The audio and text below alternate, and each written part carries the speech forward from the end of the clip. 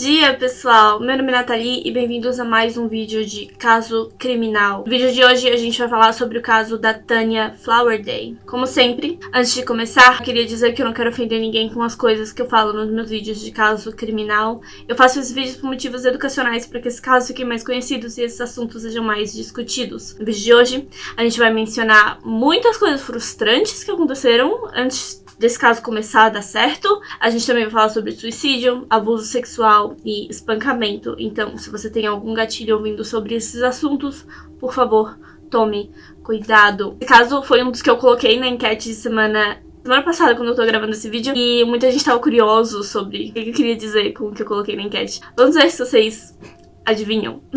Tanya Kelly Flowerday nasceu em Joanesburgo, na África do Sul. Ela tinha 18 anos quando decidiu que queria ser gerente no restaurante da família. Então o pai dela, o Bob, começou a treinar ela para isso. E ele tinha planos de expandir o restaurante, para expandir os negócios. E achou que seria bom para a filha se ela aprendesse como tudo funciona, né? Então ela já estava começando a treinar para ser gerente. Dia 13 de junho de 2007, a Tanya pegou uma carona com o pai até um clube. O nome desse clube era Julian's Bistro, onde os amigos dela iam tocar naquela noite. O pai também se ofereceu para buscá-la, não importa o quão tarde a festa terminasse, ele disse que ia estar lá para buscá-la. Infelizmente, essa foi a última vez que o Bob viu a sua filha. No dia seguinte, era sábado, e o Bob achou estranho que a filha não havia mandado nenhuma mensagem, nem não tinha dito que ia ficar na casa de nenhum amigo, nem nada disso. E quando ele tentava ligar para ela, ele percebia que o celular dela estava desligado, o que era estranho, né? Mais tarde naquele dia, a Tanya tinha um turno no restaurante e ela não apareceu. Foi quando o pai dela ficou ainda mais preocupado. Então o Bob e a esposa dele, a Dolores, resolveram comunicar o desaparecimento da filha. Porém, os policiais, quando eles foram até a delegacia, os policiais disseram para eles que precisavam esperar pelo menos 24 horas desde o desaparecimento antes de comunicar, né, o desaparecimento de alguém. Mas isso não é verdade. De acordo com as leis, pelo que eu entendi, eles mandam, tipo, a pessoa sumiu, você não sabe onde a pessoa tá, chama a polícia. Tipo, pra eles é emergencial, assim, mesmo que seja um adulto, você deve comunicar no momento que você percebeu que a pessoa desapareceu. Mas o Bob, ele não sabia disso, então ele obedeceu às ordens da polícia e retornou no dia seguinte, ainda sem pistas da Tanya. Porém, os policiais disseram pra ele que eles não tinham os formulários para preencher sobre os formulários de desaparecimento. Então ele precisava ir a outra delegacia onde eles teriam os formulários corretos para ele poder preencher. O Bob foi até a delegacia, então, em Fairland, a outra delegacia, e lá ele também não pôde preencher o formulário. Por quê? Dessa vez porque ele não tinha uma foto da Tanya com ele. Então, mais uma vez, ele voltou para casa e voltou para a delegacia com uma foto da filha, mas a foto era muito pequena e eles precisavam de uma foto de corpo todo. O Bob precisou ficar... O Bob ficou muito irritado, porque já era, né, a quarta vez que ele ia numa delegacia para falar sobre a filha. Ele confrontou os policiais para que eles preenchessem logo esse formulário de desaparecimento. Na segunda-feira, dia 16 de junho de 2003, a Tanya já estava desaparecida há 3 dias, quando as investigações finalmente começaram. Mas não começaram de verdade. Por quê? O primeiro detetive colocado no caso, ou pelo menos o que eles achavam que era um detetive, examinou a casa da Tanya e criou a conclusão de que a Tanya tinha uma ligação com drogas, que ela estava viciada ou alguma coisa assim. E que esse foi o problema, assim, isso foi o que causou o desaparecimento dela, que ela estava envolvida com drogas. Porém, ninguém sabe de onde ele tirou essa conclusão. Não havia nenhuma evidência que dava a entender que a Tanya usava drogas. Na verdade, é muito pelo contrário. Os pais dela e os amigos dela disseram que ela era muito contra as drogas. Ela não gostava nem que fumassem perto dela. Ela odiava conversar sobre drogas. Ela não gostava mesmo. Ela era chata até com bebida, sabe? Ela não gostava de drogas. Então é impossível que ela estivesse envolvida com isso. No mesmo dia, alguém deixou na caixa de correio da família Flowerday o livro de identidade da Tanya, que é como uma carteirinha de trabalho brasileira, só que na África do Sul é usada como a identidade da pessoa. A Dolores, né, a mãe, acreditava que a Tanya havia levado a carteirinha com ela naquela noite para comprovar a sua idade para poder entrar na boate, né? Então ela mostrou isso pro detetive e o detetive ignorou. Ele, tipo, não achou que fosse uma prova, ele não protegeu as mãos quando tocou na carteirinha e ele também não levou pra delegacia, ele deixou a carteirinha na casa deles. Podia haver sangue, podia haver impressões digitais na carteirinha, mas ele resolveu que não era uma evidência. É óbvio que a pessoa que colocou aquela carteirinha na caixa de correio da família tinha alguma coisa a ver com o desaparecimento da Tânia, né? Ela levou naquele dia e aí ela desapareceu, de repente apareceu na caixa de correio. No dia 17 de junho, nenhuma busca havia sido feita ainda nos arredores do clube, nem na área onde a Tânia vivia. Nenhuma equipe de busca havia sido convocada, nem nada. O Bob estava muito frustrado e ele decidiu ligar para a delegacia e pediu para falar com o detetive encarregado do caso. Porém, nenhum dos policiais sabia quem era o detetive de quem ele estava falando. O Bob ficou muito irritado, exigiu falar com o comandante, e quando o comandante conversou com ele, eles concluíram que o tal detetive era, na verdade, só um reservista da polícia. Que eu tentei entender o que é. No Brasil é uma coisa completamente diferente, mas aparentemente na África do Sul, reservista é um cargo voluntário. É um policial voluntário, uma pessoa, um civil que decidiu ajudar a polícia de alguma maneira. E aí ele se envolveu nesse caso sem ninguém sabia que esse cara tinha ido até a casa da família e criado teorias de que a Tânia estava envolvida com drogas. Mas, enfim, esse cara não era um detetive. No fim, o comandante disse ao Bob que o caso foi passado a outra delegacia, aquela onde ele foi na primeira vez, delegacia de Linden. Então, assim que o telefonema acabou, eles foram pra lá, a Dolores e o Bob. Mas o pessoal nessa delegacia não sabia nada sobre o caso da Tânia. Eles nem estavam investigando isso ainda. No dia 18 de junho, a Tânia já estava desaparecida há 5 dias e nenhuma busca havia sido feita ainda. Foi só nesse dia que 2 detetives sugeriram ir até o necrotério local, ver se as autoridades haviam encontrado um corpo que não foi identificado. Eu achei essa ideia bizarra, mas deu certo. Eles foram ao necrotério e ela estava lá. A Tânia havia sido espancada e abusada sexualmente. De acordo com os pais, seu corpo não estava coberto. Eles simplesmente colocaram ela num carrinho de metal e mostraram para os pais. Não respeitaram o corpo de maneira nenhuma. Os pais ficaram muito abalados com o que eles viram. Tratando a filha dele como se ela fosse um bicho, assim, que morreu na estrada. O corpo dela havia sido encontrado no sábado, no mesmo dia em que os pais dela notaram o desaparecimento dela. Ela estava numa calçada, encostada contra uma parede. O corpo da Tânia havia sido levado para o necrotério, mas nenhum esforço havia sido feito para identificar aquela menina. Quando o corpo foi identificado, os funcionários do necrotério devolveram as roupas ensanguentadas da Tânia para os pais, sem sequer embalar de maneira apropriada. Ninguém disse aos pais dela que aquelas roupas poderiam ser evidências importantíssimas. Então a mãe dela as lavou sem saber que eram evidências. Dias depois, a polícia ligou para eles pedindo as roupas para análise. Foi quando eles perceberam que não tinha mais provas, né? Mas, mesmo que as roupas não tivessem sido lavadas, elas estavam muito contaminadas, porque o pessoal do necrotério não guardou de maneira apropriada, eles não embalaram em um saco, não selaram, não fizeram nada. Então, mesmo que eles devolvessem as roupas sujas pra polícia, estava totalmente contaminada. Não tem o que fazer. As únicas roupas que não foram devolvidas aos pais e que acabaram podendo ser analisadas foram as roupas íntimas dela, que tinham sido pegas para análise de abuso sexual já do corpo, antes mesmo dela ser identificada. Mesmo assim, não deu para identificar nada além disso pelas roupas íntimas. Só deu para identificar mesmo que foi abuso sexual. Foi então que a inspetora Christelle Steinhebel, eu acho que assim se pronuncia. Christelle Steinhebel resolveu se encarregar do caso no dia 7 de julho de 2003, 3 semanas após a morte da Tânia. A inspetora decidiu procurar o celular da Tânia e ver se no celular tinha alguma evidência do que ela tinha feito naquela noite. E no celular ela descobriu o quê?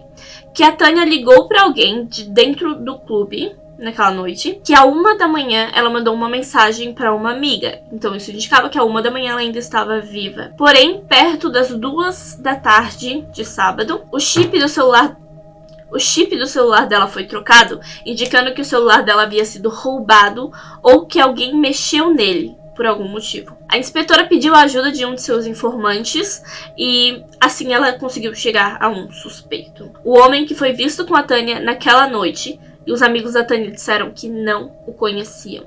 O nome dele era Ronald Edward Grimsley. O Ronald tinha 25 anos de idade e trabalhava em uma produtora de TV. Ele tinha ficha na polícia e, como eu disse, ele foi visto no clube naquela noite com a Tanya. Uma funcionária disse que eles saíram do clube juntos. Porém, o Bob disse que conhecia o Ronald e que a Tanya havia apresentado o amigo ao pai poucos dias antes de desaparecer. Ronald foi preso como suspeito no dia 18 de julho. Durante o interrogatório, ele começou a falar e ele concordou até em voltar até o local onde o corpo foi encontrado para relembrar os fatos e dizer tudo à polícia, falar como tudo aconteceu. Ele confessou na frente de um magistrado. Pelo que eu entendi, magistrado é como um juiz, só que não é um juiz, mas é alguém que foi designado ao poder de juiz naquele momento, por algum motivo. Pode ser um desembargador, um ministro, um administrador ou até um governador. Recebeu o poder de juiz. Mas o Ronald confessou na frente dessa pessoa designada. Porém, na sua cela, depois de preso, ele resolveu cometer suicídio. Ele usou uma lâmina para se cortar e se enforcou com os lençóis da sua cama. Os policiais o encontraram a tempo de levar ele para o hospital e no início acreditava-se que ele tinha sofrido morte cerebral, porém foi descoberto que não, que ele só havia entrado em coma. Então ele foi mantido vivo no hospital. Em sua cela, uma carta foi encontrada. E eu resumi um pouco a carta, que é um pouco longa, mas eu traduzi também. Ok, essa é a carta. Vocês devem estar se perguntando por que eu fiz isso. Só tem uma coisa que eu posso pensar: a dor que eu causei a essa família e fazê-la acabar. Muitas perguntas não serão respondidas, mas saibam que eu sinto muito. Aquela moça tinha toda a vida pela frente e eu dei fim a isso. Pais não têm mais nada, ela era a única. O que eu fiz é imperdoável. Ao senhor e senhora Flowerdale eu peço que Deus tenha piedade da minha alma. Nem posso entender a dor que vocês estão passando. Eu sinto muito. Por favor, tentem me perdoar. Eu usei drogas durante 9 anos. O único jeito de manter o vício era roubando e mentindo. E foi aqui que eu parei. Esse é um resumo da carta que ele deixou.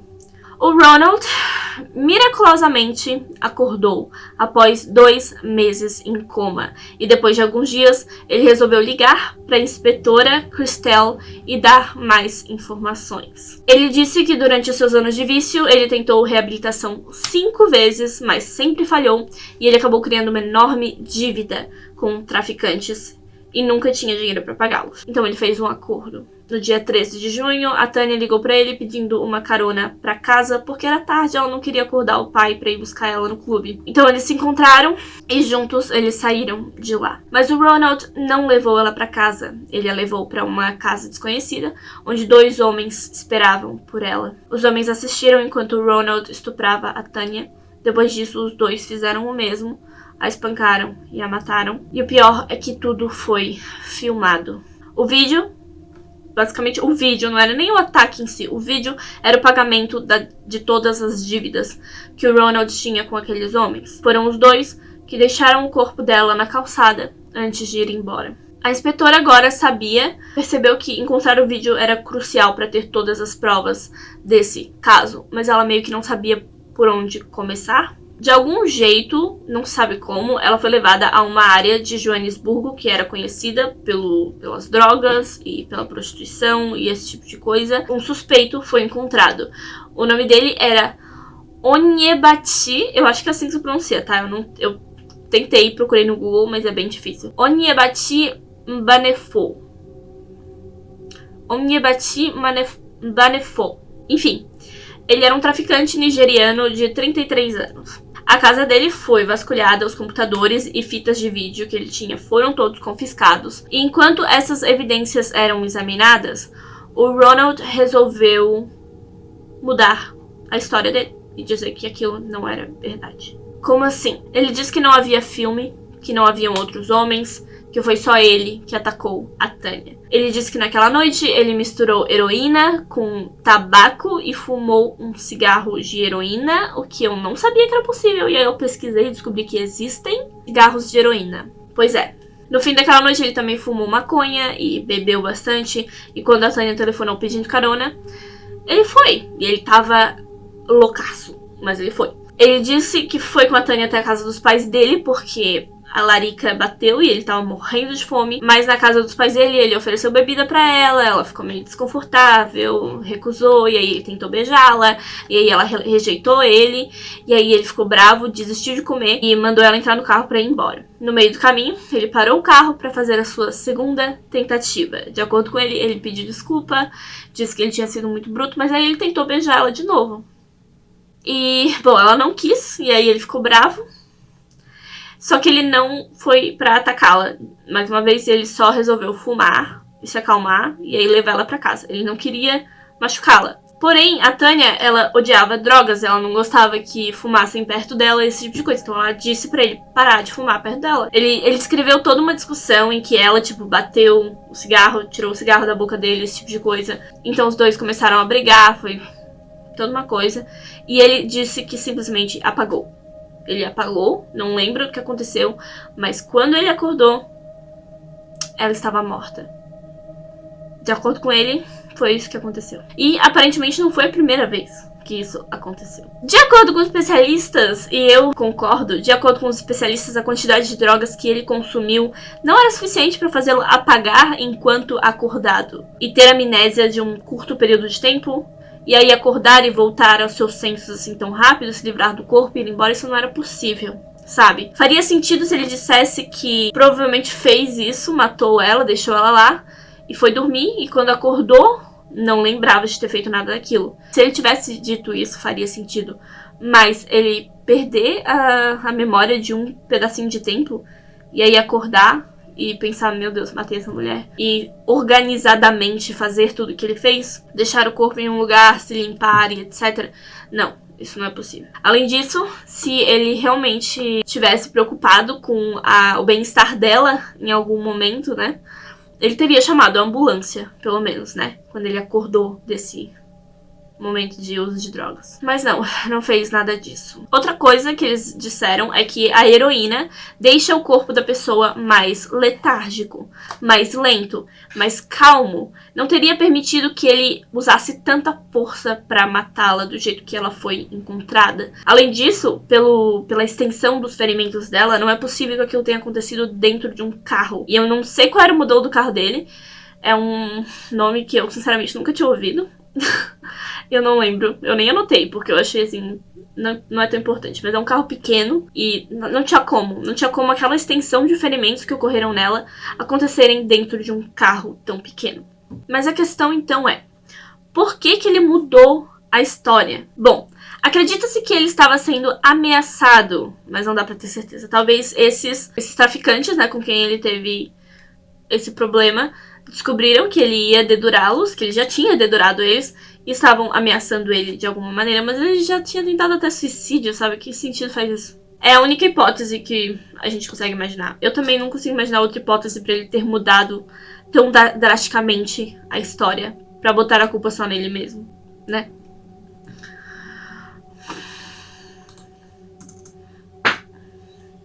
No dia 17 de março de 2004, quase um ano após a morte da Tânia, o Ronald foi mandado para um hospital psiquiátrico a pedido do seu advogado, onde ele poderia ser avaliado psicologicamente. Seu julgamento foi marcado para o dia 31 de agosto. Ronald resolveu se declarar inocente e irresponsável, ou seja, ele declarou insanidade. A defesa declarou que com o uso de drogas prolongado e a raiva pela rejeição da Tânia, ele a atacou em um surto. No meio da defesa, o Ronald simplesmente se levantou e disse em voz alta: "Eu fico na prisão pra sempre, mas aceito 25 anos." Tipo, no meio, ele tava cansado, eu acho. Ele não queria mais ter que se defender. Tipo, me prende logo, eu aceito 25 anos. Me prende. Mas aí, no dia 6 de setembro, o juiz decidiu que o Ronald deveria passar 30 dias em um hospital psiquiátrico para continuar sendo avaliado, para fazer uma avaliação de verdade de como ele estava psicologicamente. E após esses 30 dias, o juiz tomaria uma decisão baseada no veredito ali dos médicos, né, que o examinariam. No dia 10 de novembro, ele recebeu mais 30 dias de avaliação psiquiátrica porque precisavam que mais um médico o avaliasse.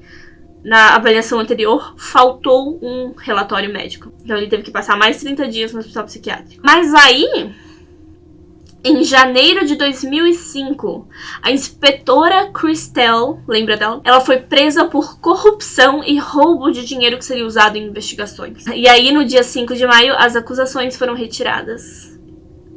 Mas ela se aposentou da sua carreira de inspetora. Isso atrasou o julgamento. No dia 25 de julho de 2005, o julgamento do Ronald pôde continuar e os médicos disseram que não havia nada de errado com ele. Ele precisou desse tempo todo para determinarem que não tinha nada de errado com ele mentalmente. Ele só era viciado em drogas. Só isso. Além disso, todas as irregularidades na sua história foram mencionadas da mesma maneira que eu mencionei aqui pra vocês. E no dia 25 de julho de 2005, Ronald Grimsley foi considerado culpado e sentenciado a 18 anos de prisão pelo estupro e prisão perpétua pelo assassinato da Tanya Flowerday, e mais 10 anos por agressão. Ele está preso até hoje. Porém, até hoje ninguém realmente sabe se esses dois traficantes que atacaram a Tanya realmente existem e se eles ainda estão sendo investigados ou não. Acredito que não. E se esse vídeo que ele mencionou realmente existe. Na prisão, que eu saiba, o Ronald não deu nenhum relato dizendo que existe ou não, sabe? Ele não fofoca pra ninguém. Provavelmente ele realmente foi ameaçado, porque ele nem tá falando com os colegas de cela sobre isso, tipo, ninguém tá falando sobre isso. Essa é a história de hoje, pessoal. Eu espero que vocês tenham gostado. Foi bem pesado, né? Mas bem interessante de pesquisar, bem frustrante de pesquisar também. Se você gosta desse tipo de conteúdo, se inscreve no meu canal, eu tenho esses vídeos várias vezes por semana. Muito obrigada se você deixou seu like, se você deixou seu comentário, se você se inscreveu no meu canal. Eu vejo vocês no próximo vídeo. Tchau!